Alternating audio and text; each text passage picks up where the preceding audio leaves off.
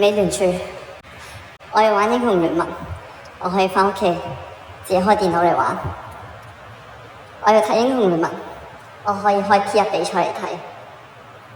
但唔該你，唔好攞我啲錢喺股市入邊玩英雄聯盟啊！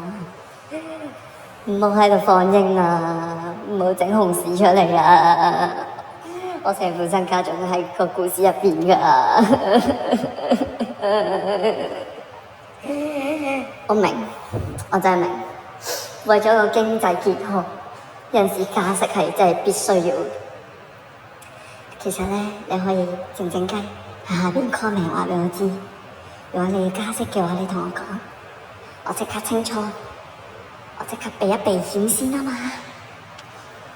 你話俾我知就得㗎啦，朋友們。總之，